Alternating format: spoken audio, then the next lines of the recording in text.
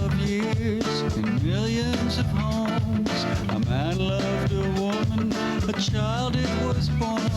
It learned how to hurt and it learned how to cry like humans do.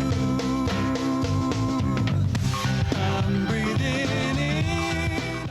Hi, I'm Tommy Rocket, and welcome to the 58th Tommy Rocket Show. I'm here today with distinguished guests, Dr. Barbara Roberts and journalist Peter Phipps, and professor of journalism at URI. One day I was speaking to Peter and I said, Peter, what is the hottest topic? What's a good idea for my show? He said, Tommy, the hottest topic in Rhode Island is the podcast Crime Town. I said, you know, that's a great idea. And he said, you know Barbara Roberts. And I said, you're a journalist. I said, let's get together and bring it to video because it's a podcast. So Peter, this is such a good idea that you came up with and that we're all here today and we can talk about it. Peter, how did you get to know about interested in Crime Town? Well, you know, the Journal sort of worked with the Crime Town people, providing them pictures, getting them access to clips. Oh, really? Dan Barry, who was one of their, at the New York Times, is basically the sort of philosopher and king behind Crime Town. And he is an old friend of mine, and he is friends in the Journal newsroom. So we all knew it was coming.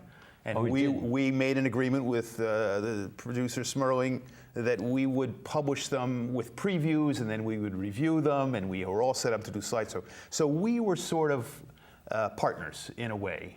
Not that we did their wonderful podcast. Gathering things. Right. So we knew it was coming.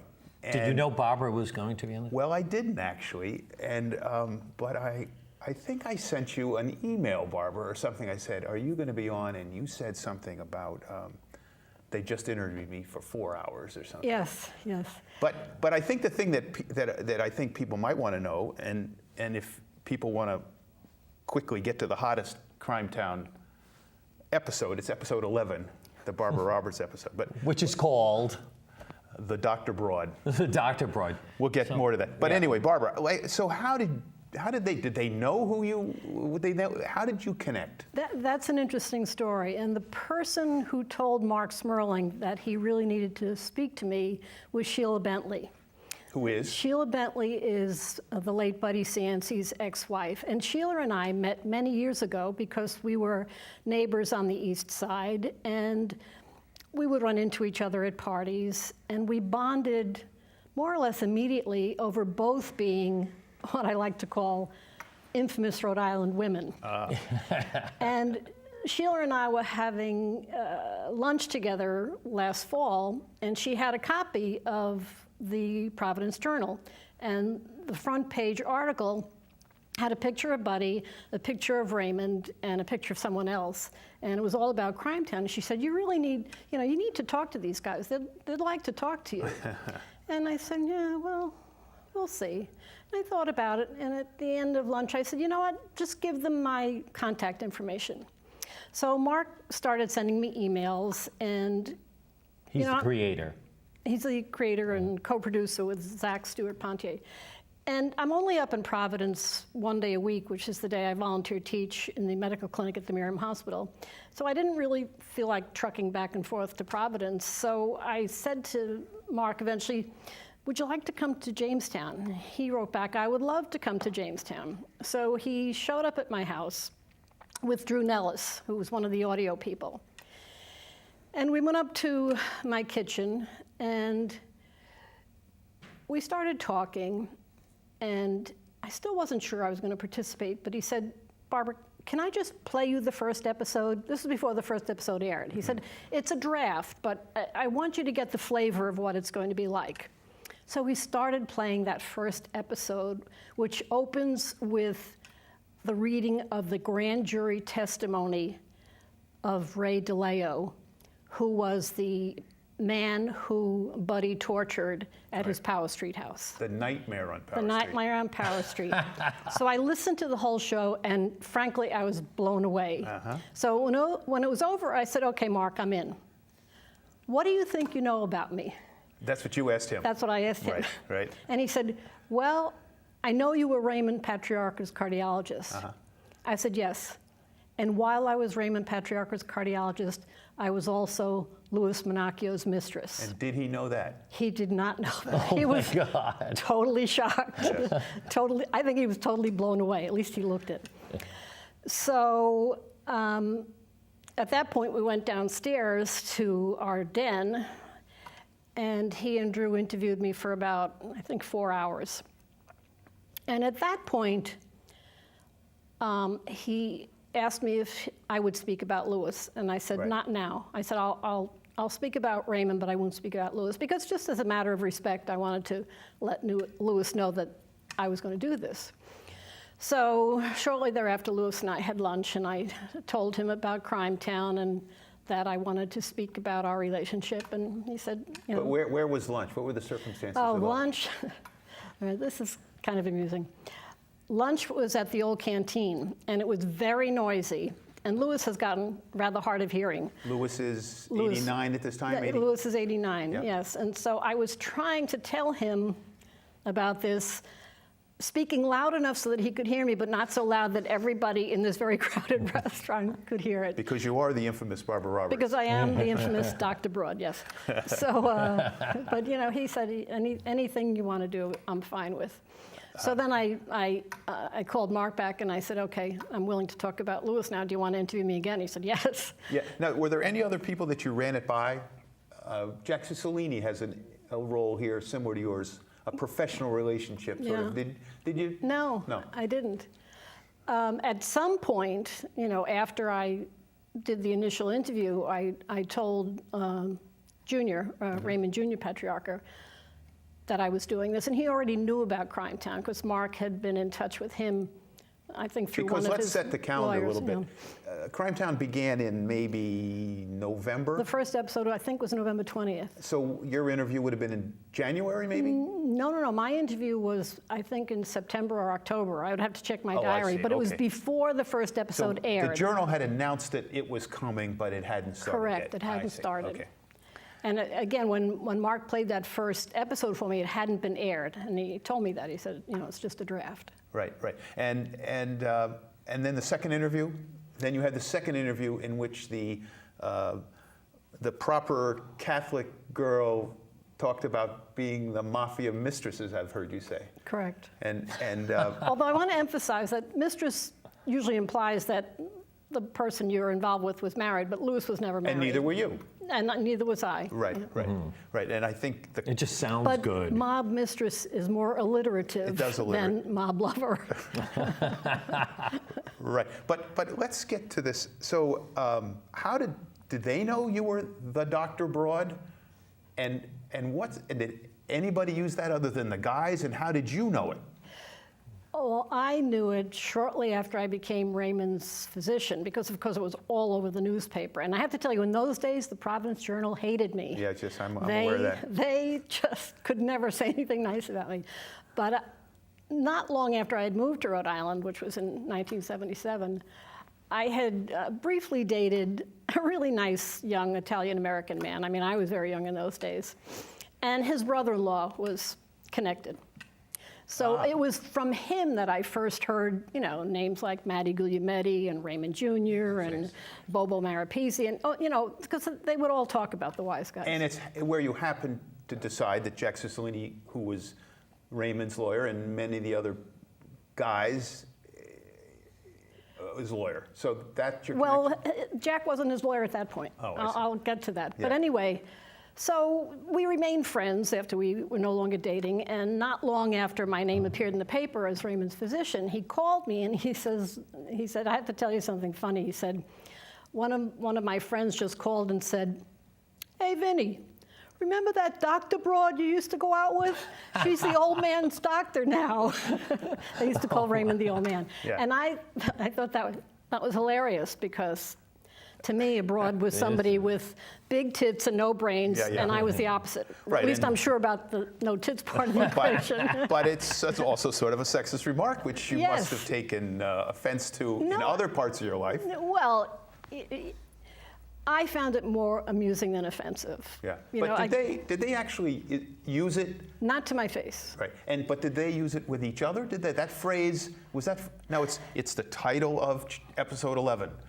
And we're talking about it here like everybody's talking about it, but was everybody at the time referring to you that way? I Behind can't your answer back? that because Yeah, you don't I know certain people were, but Oh, I they mean, were. but well, yeah, this guy called Right, Vinny and that's true. said, you know, remember that Dr. Broad? It's very funny. Yeah, I thought it was hilarious. And so then how did the next interview go? So you had one interview where you talked about Raymond. and we'll get to it here, and if people know Crime Town, they know the story. But then the second one was about Lewis. Right. And then that was also, I think, 3 or 4 hours long. So then they edit all of that course. down to, you know, like a half hour, 35 minutes. And just one little point here. And they didn't show it to you beforehand. They didn't ask you to look at the cuts. Nope. I didn't hear it until it was aired. Right. And when it aired, I was in Italy, Right. which I was kind of glad of. And so you had your phone with you. Yes. And obviously it's. And I had internet access, so I played it. And, you know, I thought they did a great job. And what were the circumstances that you played it in? Were you? You know, I'm trying to think of where it was, I think March 8th. Lake Como. You don't remember where you were? I Who think were I you was, with? I Were you think- just with your husband? No, I think we were in Sicily, if I remember correctly. Ah. And we were with friends of ours who we were traveling with and one of my siblings. Ah. But I listened to it privately. I didn't want anyone around. You gave while it I a was- screening. Well, I just wanted to hear it. And what was the initial reaction of your friends and Oh, they were blown away. The friends we were traveling with didn't know really about This this side part of of your my life. past. Yeah, Yes. they're relatively recent friends. You know, we've only been friends for about 4 years, 3 Right, years. right. And they're not Rhode Islanders. Correct. Well, one is. No, I'm sorry. I take that back. None of them was. And Rhode had they Islanders. been listening to Crime Town? I don't think so. Probably not. No. They probably then went back and started. Right. I'm sure they did. And so, what was the thing that got the biggest rise out of people right away? I mean, what did people come talk to you about most immediately? Well, they were just. Many people told me they were blown away by my courage and honesty. Yes, right. That's and not so and not so shocked or anything along that line. Well, I think it was a shocking story to many people, but the lesson they took away was that here was someone who really put her whole professional reputation on the line and her life on the line in some respects, but had the courage to do what she thought was right. Right. Right. And that's a story in itself. But we have to take a break, so we'll come back after these messages for the second segment of the Tommy Rocket Show and Crime Town, so stay tuned. Hi, I'm Mike Farrell. We hear a lot about youth violence today, what's causing it, how to stop it. We now know that people who do violence to others often begin by abusing animals. Animal cruelty is serious business with serious consequences for all of us. If you see an adult or a child hurting an animal, please report it to the proper authorities immediately. A child who abuses an animal is often himself abused, and the cycle must stop. For more information, contact People for the Ethical Treatment of Animals. Thank you. Hi, and welcome back to the second segment of the Tommy Rocket Show. As you know, we're here talking about Crime Town, the hottest topic in Rhode Island, with Dr. Barbara Roberts and Peter Phipps. Peter, where do we go from here? Well, I thought I'd go back in time. Okay. And before the Dr. Broad, there was Dr. Roberts, who grew up tough, I would say. So tell us, this came out in Crime Town. I'm not probing in a new area here, but tell me about your childhood and how you ended up first female cardiologist in Rhode Island, Sure. pushed a number of boundaries. Sure. You know, the chances of someone like me with my background having that life intersect with the life of a notorious mobster or two was vanishingly small. I was raised in what was basically a left-wing Catholic commune. My parents were devout Catholics. They were followers of Dorothy Day, who founded the Catholic worker movement. And they believed completely in the Catholic Church. In fact, my father's favorite expression was, rally round your priest blindly. And we were raised to be saints and preferably martyrs. You did the right thing no matter what the cost. So Oh, I grew boy. up, I'm sorry? I said, oh boy. Yeah. I grew up as a devout Catholic, and I wound up being the oldest of 10 children. My mother had a total of 11 children, one of whom died as an infant, but she had 10 children in 10 years. And so I was like a co-mother because I was the oldest, and so I would help her with cooking and cleaning and taking care of the babies. But it was apparent to me that she was leading a very, very tough life. The constant pregnancies, the poverty, because we were really poor. When we moved into our house in this community that was named Marycrest after the Blessed Virgin, we had no electricity. Oh boy, gee. And the first winter, the only heat we had was from a pot-bellied stove. Wow. So I realized at a very young age that I wanted to have a life as different from my mother's as it was possible to be. And the only, options for a good Catholic woman in those days was either, to get married and have babies every year or to become a nun. So I used to say, when I grow up, I'm going to be a nun. And my mother would say, yeah, the order of 2 heads on 1 pillow. Or, yeah, the order of perpetual recreation. But, until the late 1960s, I was a devout Catholic girl. Really? And then? And then what happened? Well, what happened, number one is I fell in love in college, and I married my first husband, Archie Roberts, who was a famous college football star at Columbia University. Right. Oh. And I realized that I was going to use birth control, even though it was against the dictates of the church. And your mother's dictates, and her life story, I would Right. say. So I started pulling away from the church over the issue of birth control. And then when I was a resident at Yale, I became involved in a class action suit against the Connecticut abortion laws. And I started reading feminist works like Kate Millett's Sexual Politics and Shulamith Firestone's The Dialectic of Sex. And I really became a radical feminist. My eyes were opened to the first time to the systematic oppression of women throughout the ages. Right. And I became very active in the pro-choice movement. This, I'm talking about now, 69, 70, 71. I became very active in the anti-war movement. In 1971, after 2 years as residents at Yale, Archie and I moved to Washington, D.C.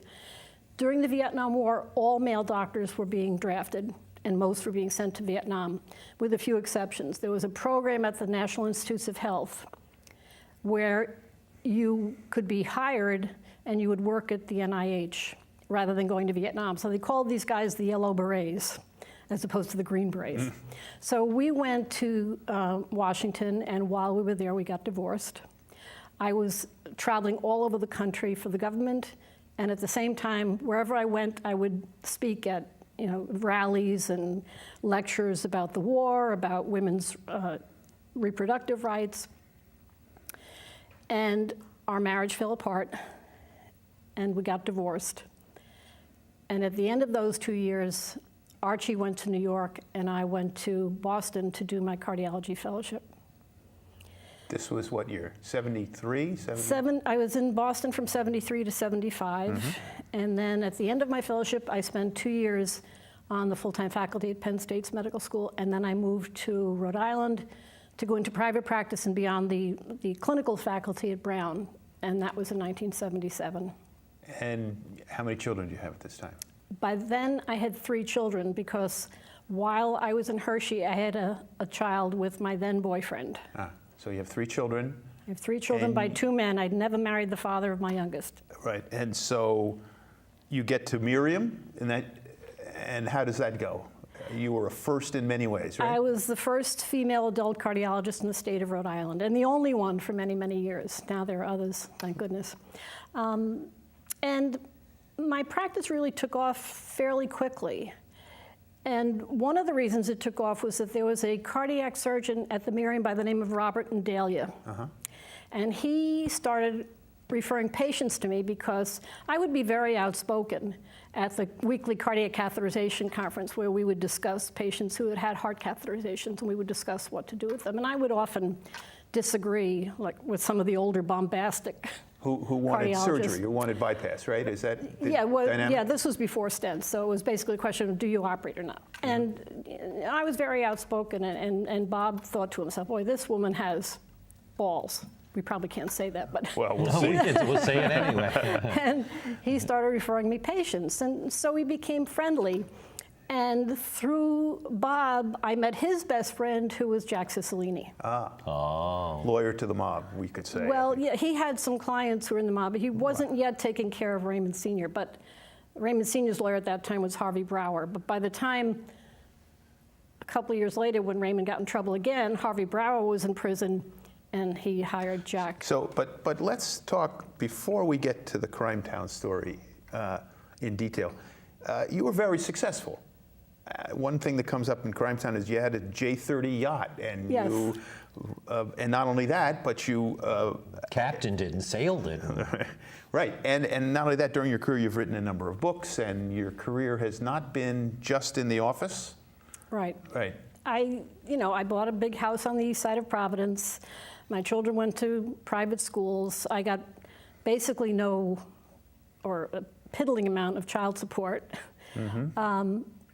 I bought the J-30 sailboat and I campaigned it, so I raced it with my crew. Did you also work at Planned Parenthood at this time in your life? I started working at Planned Parenthood, I think in about 1978, 79, so shortly after I came to Rhode Island, yes. Right. But what about that's a medicine can be a pretty sexist place, I'm going to guess, and you're this second wave feminist. Yes. And how did you deal with all that? I dealt with it just by being myself. If I thought I was being treated in a sexist fashion, I would call the person on it. I had a reputation for being quite outspoken. Right. But now, did that affect the kind of patients you saw? I mean, did you? No, I don't think it affected the kind of patients I saw, because from the very beginning, I had many, many male patients. But it must have affected your relationship with other doctors. Yeah, I mean, there were some doctors who would never refer me patients simply because I was a woman. Really? And I didn't try to change their minds. Right. Now, In fact, many of the referrals I got were from patients I was already taking care of. I was taking care of someone and they liked my care, so they asked me to take care of their husband or their father or their mother, or et cetera. let's jump ahead a little bit in your books. I know the last one is about statins.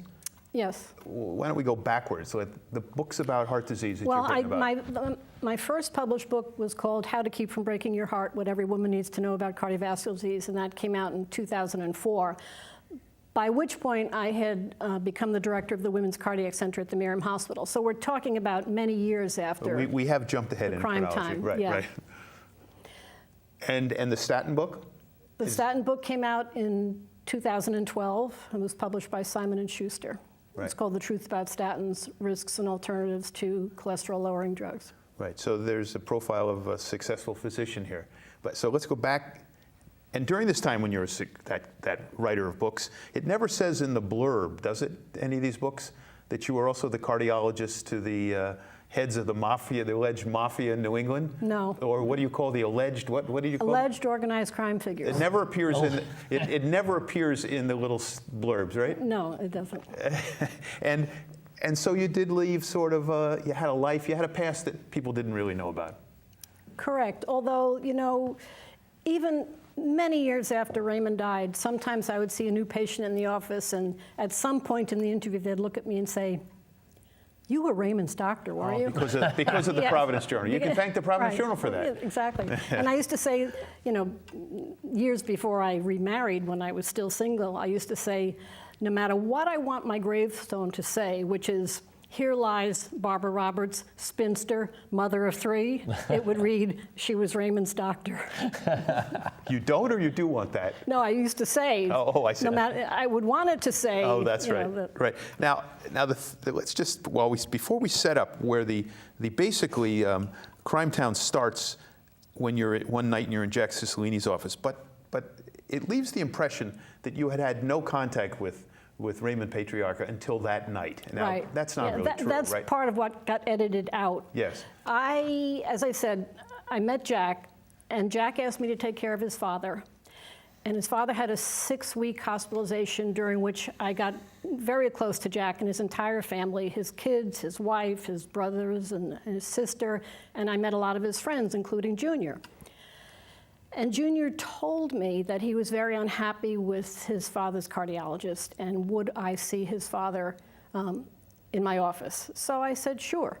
And this is, When is this sort of? This is the summer of 1980. Right. And I had no qualms about doing that. Right. You know, I knew his father had heart disease. Everybody knew that. Yeah. I knew his father had been diabetic for many years. And I said, just call the office and set up an appointment, which he did. In the meantime, Raymond Sr. developed a gangrenous toe and was admitted to Fatima Hospital, where it was amputated. So I said to Junior, no problem. When your dad gets discharged, we'll reschedule his appointment. And it was in that interim, shortly after he was discharged from Fatima, before I got a chance to see him in the office, that he was arrested. Right. And this is, excuse me, I don't mean to interrupt you, but we're at the end of the Yes. second segment of the Tommy Rocket Show, but we're in 1980. That's where when we're we at. come back, after these messages, we'll be back with Barbara Roberts and Peter Phipps for the third segment, so stay tuned after these messages. Behind the beauty lies the beast.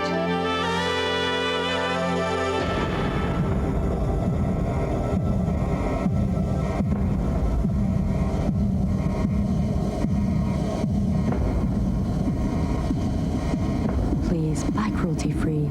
For more information, call the right people for the ethical treatment of animals. P.O. Box 42516, Washington, D.C. 20015. Hi, Tommy Rocket here, and welcome back for the third segment of the Tommy Rocket Show. Peter, where did we were in 1980, Crime Town begins. Right. December 4th, right, Barbara? December 4th. So that's when the Crime Town story, I'm at episode 11, although I think you should listen to all of them. But anyway, you are at Jack Cicilline, the lawyer Jack Cicilline's office, talking something about your divorce or something, right? No, actually, at that point in time, Jack and his brother Steve were my lawyers in a protracted, very bitter custody battle I was involved with the father of my youngest child, whom I had never married, so it wasn't a divorce. But in that realm and nasty. Right. Right, okay. So it was evening after office hours, and at that point in time, only Stephen and I were in the office, Stephen Cicilline.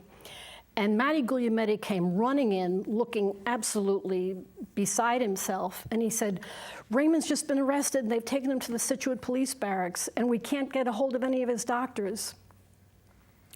So I said, well, let me try, because if you're a doctor, it's, easier to get, this is before cell phones, but it was easier for me. I knew some numbers, at least for Bob and Dahlia, but I tried to reach Bob, and I couldn't reach Raymond's other doctor.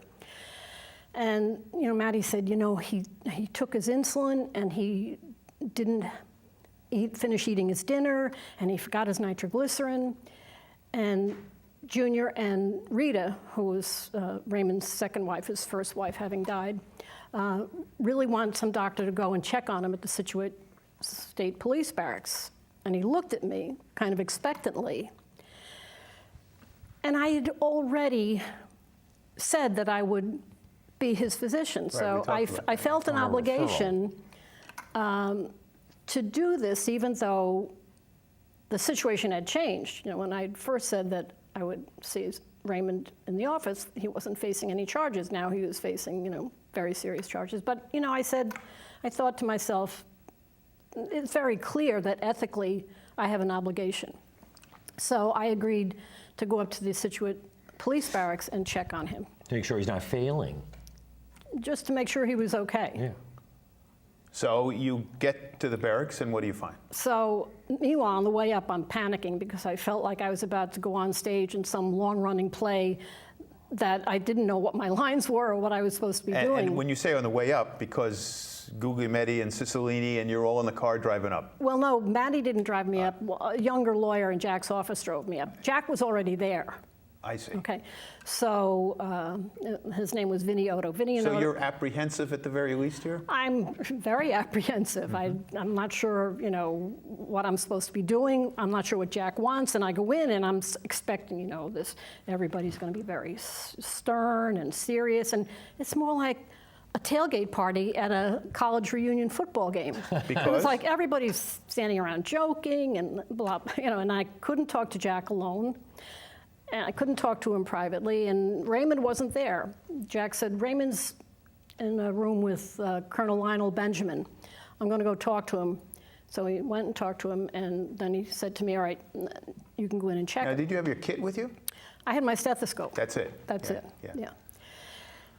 And, you know, when I first looked at Raymond, the first thing I thought was, oh my God, he's tiny. And the second thing I thought was, holy shit. He looks like he's going to have a cardiac arrest any minute, because he did. Yeah. He was gray, cyanotic. He was sweaty. I went over and I introduced myself, and I said, you know, your son and wife wanted me to check on you because they were worried.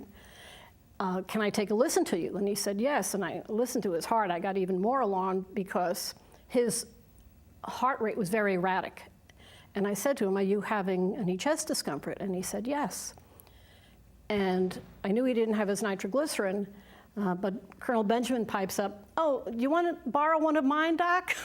And I said, no, thank you, but I'm not sure it's the same dose. So someone was dispatched to Raymond's home to get his nitroglycerin. But an erratic heart rate in someone who's having prolonged angina, as he was having, can be a harbinger of sudden death.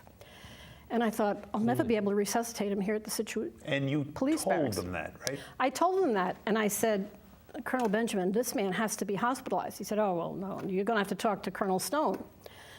So I called Colonel Stone, and he didn't want to hear about it. He said, no. And finally, he said, well, I'll let you speak to the state police surgeon. So I called the state police surgeon. I forget what his name was, and I explained the situation. He said, oh, you're absolutely right. This man has to be hospitalized.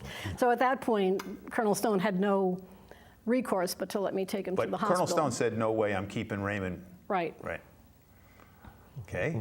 So, but the state So- police surgeon overruled him. We took him to the Miro Hospital, where he wound up being hospitalized for 6 weeks. Okay. So this brings up a debate that's on Crime Town and a debate that's been flared, and that is, was he faking it? So you got into it on the show, and there's another instance. Let's tell the other story before we get to that big question, and that's when they come out to interview him in his house in Johnson. When the state police come out to interview Raymond, take a deposition, I believe, right? Correct. They were going to take a deposition about his relationship to Louis Minacchio. Right. So what happens there? How does that go? Raymond Sr. knew that Louis and I were involved. And he told me I would rather go to prison myself than to help them convict Louis. And Jack allowed him to answer the questions about his name and things like that. But when they started asking about Louis, Louis is also under a big. We haven't gotten to your how you met Louis and everything, so we're going to have to go backwards a little bit. But so he was being deposed in defense of Louis's case, which is also not in defense. He was being deposed by the prosecution. I see. Okay. To show that Louis and Raymond Sr. had a relationship. to convict Louis on what turned out to be complicity in a murder case or something like that, right? Yes. Okay, go ahead. But when the prosecution started asking questions about Louis, Jack would say, my client declines to answer on the grounds of the Fifth Amendment or whatever, and the judge kept overruling him. The judge who was also in the Johnston house. Yes. Yes. And then all of a sudden, Raymond just erupted in a rage and started screaming, you know, this is persecution, you're trying to kill me, you won't be happy till I'm dead. And I had him on a cardiac monitor. And I could see his EKG changing in a way that's diagnostic of angina, when your heart is starved for oxygen. And he was writhing with pain. And I gave him nitroglycerin, but it didn't help. And finally I said, this deposition is over, I'm taking him to the hospital. We're calling rescue and he's going to the hospital, and that's what happened. And the judge didn't oppose that? The judge No, was present. everybody was shaken. They could see how sick he was. And so you can fake a symptom, you can say you're having chest pain when you're not, but if you're having chest pain and it's caused by your heart not getting enough blood supply, you can't fake the EKG changes. Right. They're either there or In fact, they're you had not. paper. Right. Yeah. Right. I mean, that's the machine. proof. Right, You know, right. and you can fake a heart attack, or you can say, you know, I I'm have having chest chest pain, but you can't diagnose a heart attack unless you have abnormal blood tests and EKG changes. And which you had in this case. I had the EKG changes. Luckily, you know, no heart damage occurred, which is what a heart attack is when Right. heart Now- muscle now, dies. We've touched on it, the Lewis part. Yes. So how did you meet Lewis? And Lewis is Louis Manacchio, Correct. who is, what do you call them? Alleged what? Organized crime figure. And he was believed to be number one for a time in some of Well, these. long after Raymond died. Right, okay. But so now, So how did this happen? One day I had a disaster in the cardiac catheterization laboratory, and I was beside myself. I was so upset. You lost a patient. I or lost a patient on the cath table, and it was around lunchtime when this happened, and I called Jack, and he said, "Come on up the hill, I'm going to take you out to lunch." So he took me to the forum, and we went in, and the man I took to be the manager came over and said, "Hi, Jack," and Jack said, "Hi, Lewis. I'd like you to meet my friend, Dr. Barbara Roberts." And he said, "Barbara, I'd like you to meet my friend, Louis Manacchio." And the alarm bells went off in my head, and I thought to myself, gee, I wonder if he's the Louis Manacchio who was on the lam for a long time and only recently came back to Rhode Island. But I didn't say it in front of him, Are obviously. you the, right? Yeah. So, you know, while Jack and I had lunch, he was very attentive. He kept coming over and chatting with us. And when we finished eating, he asked Jack if he could take me on a tour of the restaurant. Jack said, of course. So he took me on a tour of the restaurant. And when we left, he said, you know, please come back anytime. Would love to see you here. And I got the impression, number one, he knew who I was. And number two, he admired me. It was clear. Now, there were a lot of men who were very intimidated by me and, you know, didn't want to have anything to do with the mob doctor. The infamous Barbara The Roberts. infamous Barbara Roberts. But here was a man who clearly felt some attraction to me, which was mutual. I was instantly attracted to him. He was very handsome. And you know, looked up to me in some ways and appreciated me. Right. Now, and maybe, you know, the segment in politics here, but can you tell, so how did the relationship become more than that? The night on the boat, or the dinner on the boat that you talked about in Crime Town? Well, we didn't have a dinner on the boat. I went back a week later with some girlfriends, and once again, Louis was very, you know, solicitous and kept coming over and talking to us, and wouldn't let us pay the bill, and my girlfriend said, "Oh, he's clearly crazy about you. You'd be nuts not to go out with him." But he hadn't asked me out, obviously. But I learned from him that he liked to sail. At one point, he owned a Herreshoff sailing yacht. So I told him that I had a J30, and I invited him to go sailing with me, and we went with a couple of girlfriends.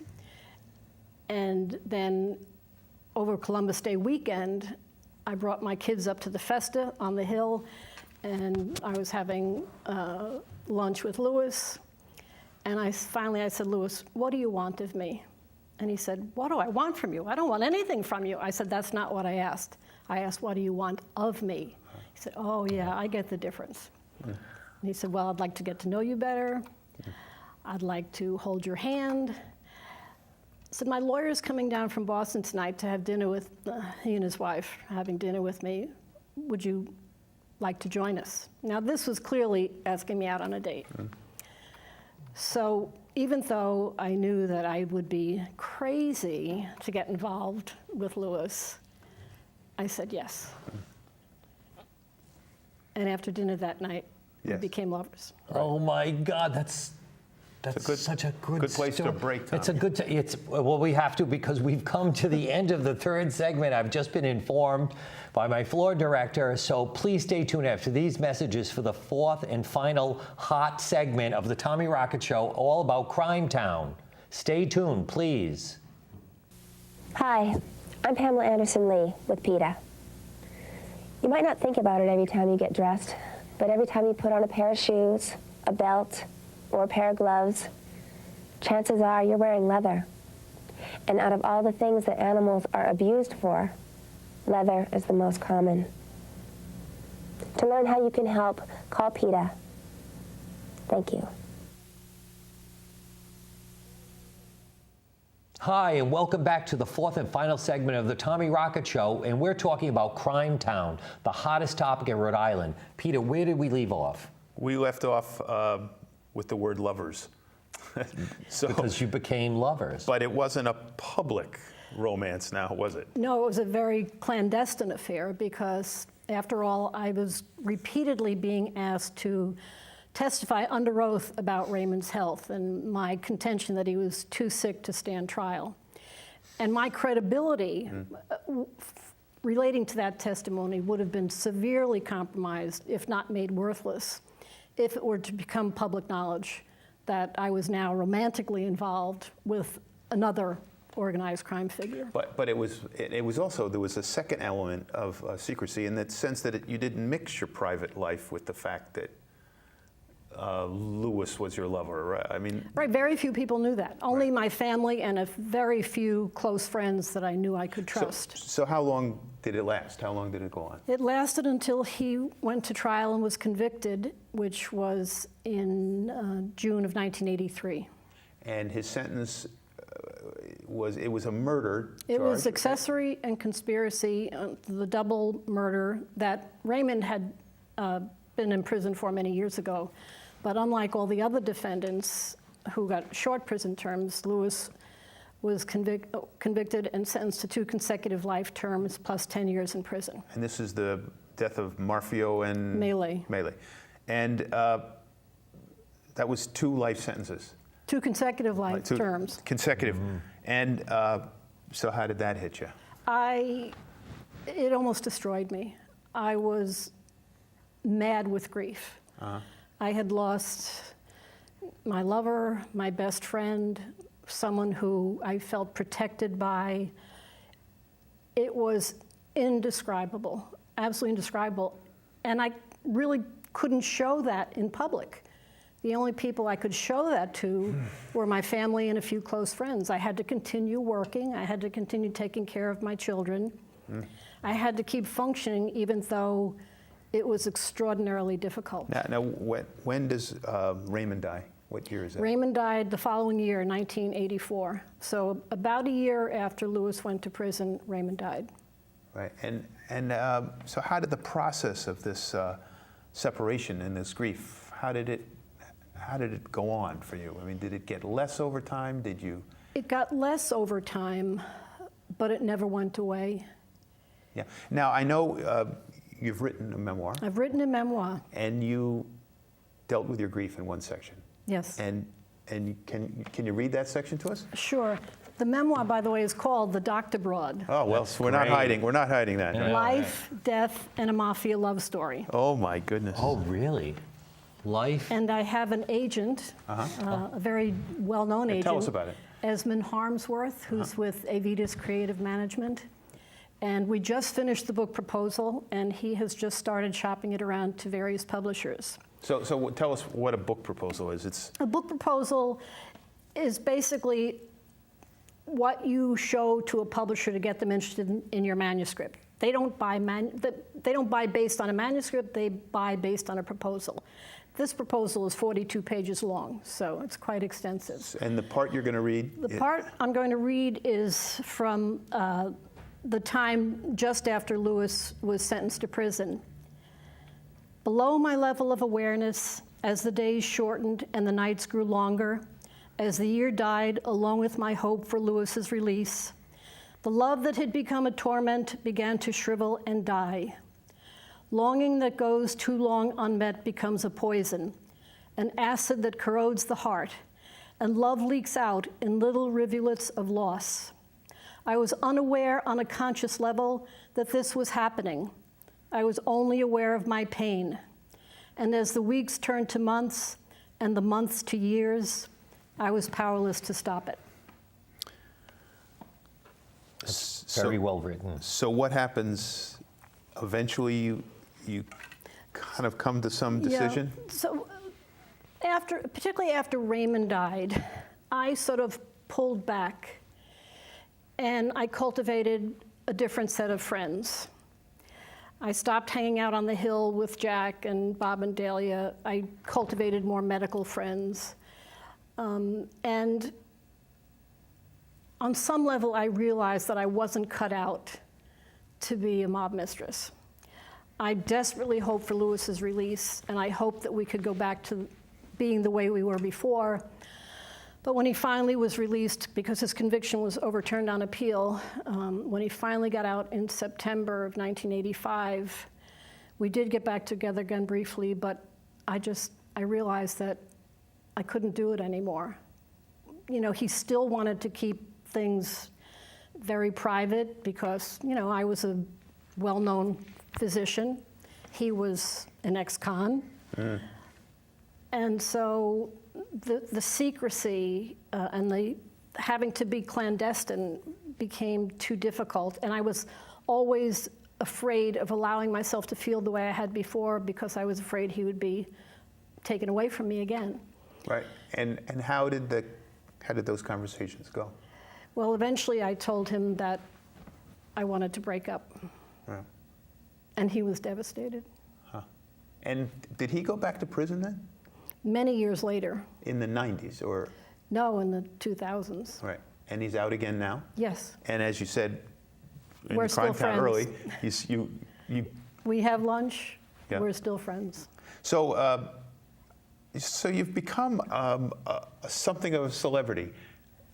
Unintended, I like maybe. to say infamous. Infamous. I've become infamous. You live on in infamy. Your Yes. distinguished medical career is, I say, you're moving on, but now you're into this crazy thing of you were on stage. You were on stage in Brooklyn to a sellout. You were on stage at the Columbus Theater on 2 nights of it. It was sold out again. You were in Boston. Yes. Do you sign autographs? I will be tonight, I think. I'm going to be a celebrity bartender at a benefit for the Arthritis Foundation. So what is that like, going up on stage with Dan Barry in Brooklyn? How does it feel? Dan Barry's great. Yeah. I sort of love teasing him on stage. It was being a performer, because that's basically what it was. It was a performance. It was a lot of fun. Yeah. I think the audiences were great. They were fans to come in, obviously. Obviously, they're not going to come unless they're Crime Town fans. Right. So they hung on our every word. I became friendly with some of the other Crime Town participants that I hadn't known before, like Bobby Wallison and Captain Brian Andrews and Tony Fiore. Yeah. And so, you meet other people and you have a totally different experience from what I did for many years, which was take care of sick people. Right. And so tell us, what do you think's next? I mean, are there more books or what's you have to, obviously, the memoir. The memoir. Esmond Harmsworth, my agent, as I said, who, by the way, is a descendant of the UK press baron who founded the Daily Mail, which I think is still the largest subscription newspaper in the world. Esmond is very confident that the book will sell and it'll be a bestseller. And, who knows whether there'll be other spin-offs like TV series or movies. Only time will tell. Do you envision a lot of work ahead of you when the publisher says, I'll take it, but you have to make it 200 pages shorter, and I want you to emphasize this, that, and the other thing?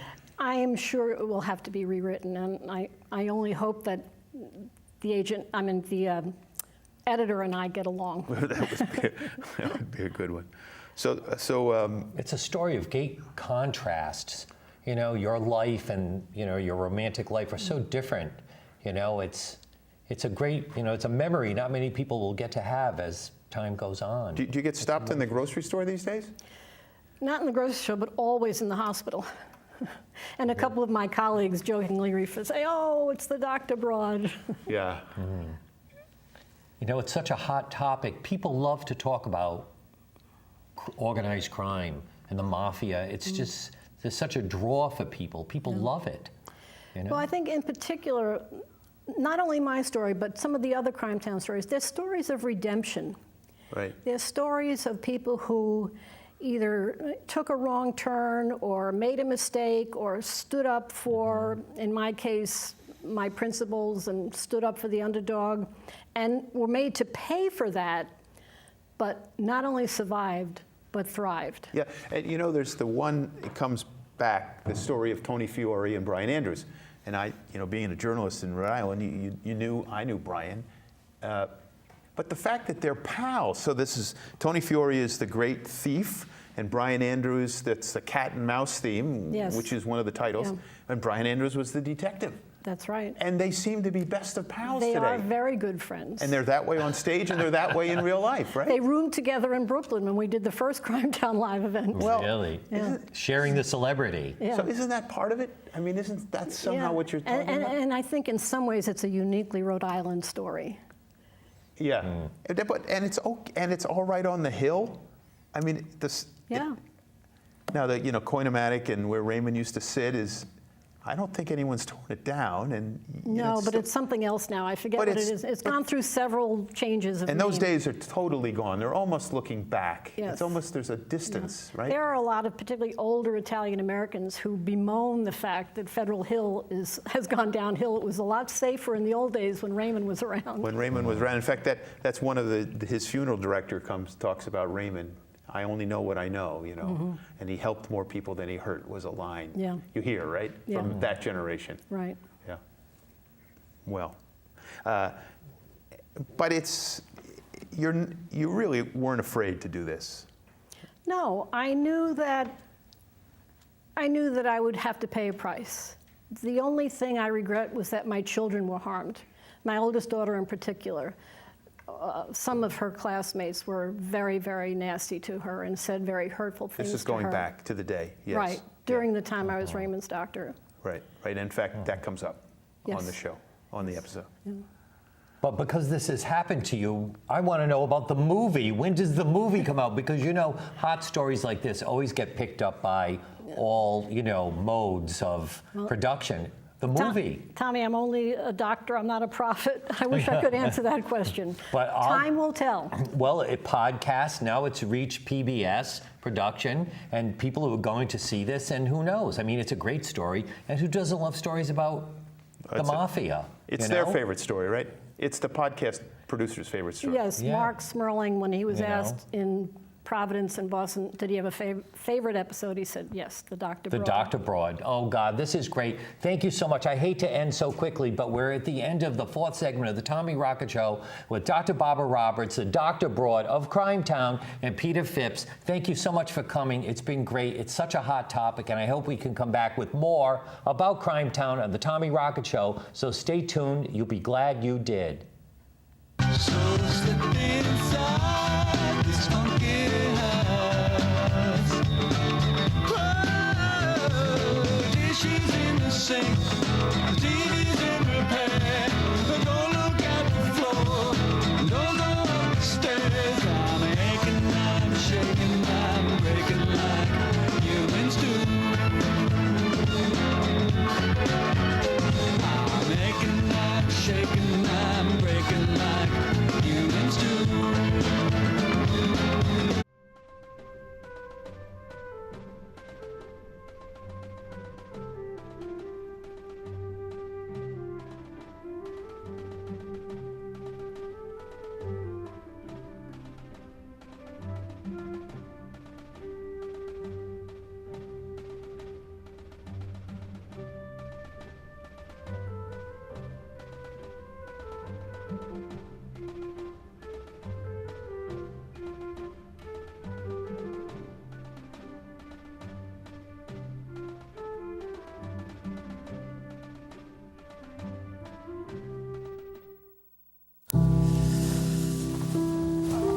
You hear people say it all the time. Someone else will do it. Someone else will donate blood. Because someone needs blood every 2 seconds. I'm happy to do it.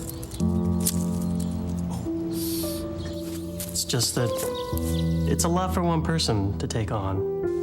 Good night. Good night. Good night.